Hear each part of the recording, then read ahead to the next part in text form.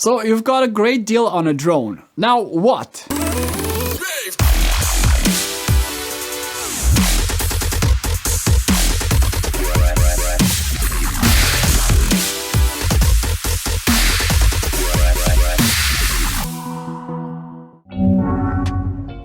Hello everyone, my name is Gabi Bucataro, the Community Education Specialist here at Stocksy, bringing you a new episode, and this time we'll discuss drones. We'll leave the technicalities out since I'll consider that you did your homework, read the manual, obtained a license to fly, and that you're aware of your local regulations and safety. In today's episode, we'll concentrate more on the creative cinematography aspects of using a drone and how you can produce unique content for your Stocksy portfolio that will stand out among other drone perspectives. Safety and regulations. As owning and flying a drone adds a whole new layer of safety considerations, you want to make sure that you are aware of the rules and regulations specific to the locations you're in.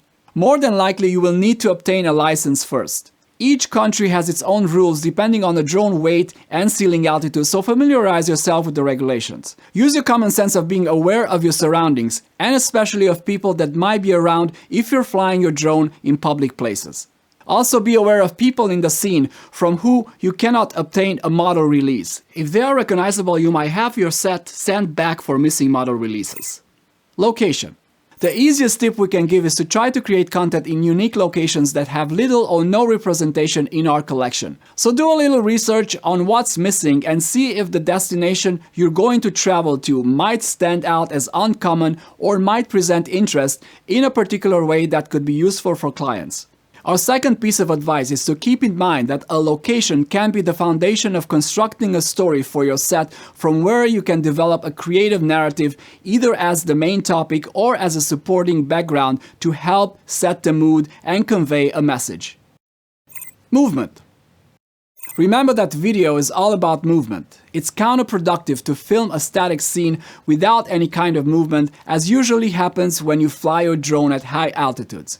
Even if you are in an epic location, having some sort of movement happening in your frame can elevate your shot from a static one. Yes, establishing shots make sense, but even those will add interest to the story if you have a minor movement in the frame. Think about flocks of birds taking off in flight, herds of sheep on a hillside, or crowds of people, which of course should either be model released or filmed from a safe distance to be unrecognizable. Try flying your drone closer to the ground as you push in or pull out. The other elements in the frame like trees, buildings, water, or ground surfaces will enhance the sense of movement by parallax. Straight down. Pointing the camera straight down perpendicular to the ground and flying your drone at lower altitudes can add interest to the terrain perspective as it unfolds, revealing fresh views. Also, you can get interesting perspectives if you fly over alternating elevations like over a cliff, treetops, or tall buildings.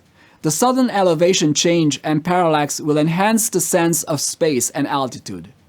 Don't forget that you can also fly your drone on a curved trajectory. You don't need to necessarily stick to a straight line.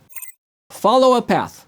Just like in photography, leading lines will help lead your viewers' attention to the subject you're trying to capture. Likewise, using a drone, you can take advantage of the same concept and fly along a leading line or path that will ultimately reveal your subject. Here you can use a combination of the camera pointing straight down, which then can tilt up to acknowledge the subject. Likewise, you can follow a leading line such as a path or a road at low altitudes and ultimately lift up to frame your subject for the grand finale. Orbit.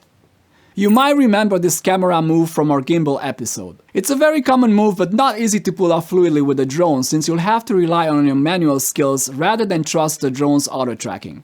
Typically the tracking might result in robotic jerky movements when the drone tries recentering the camera on your subject. The great thing about this movement is that you can fly your drone at a low distance from the ground as you circle your subject. Only make sure to have no obstacles or people around you could hit. Safety always comes first. Tracking.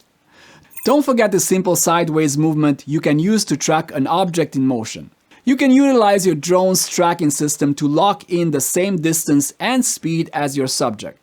For added interest, have the drone pass behind other elements that will add parallax and enhance the movement perception. You might recognize by now a parallel with using common cinematography camera movements we've discussed in the past. The same principle applies to using a drone, so always keep asking yourself why each time you're about to record a scene. It's easy to be overwhelmed by the excitement of first time owning a drone.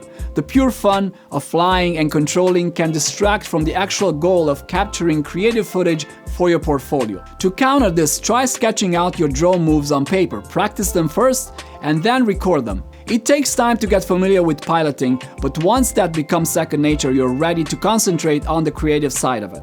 Thanks again for watching. Please leave a like if you enjoyed this episode, subscribe if you're not yet, and I'll see you in the next one.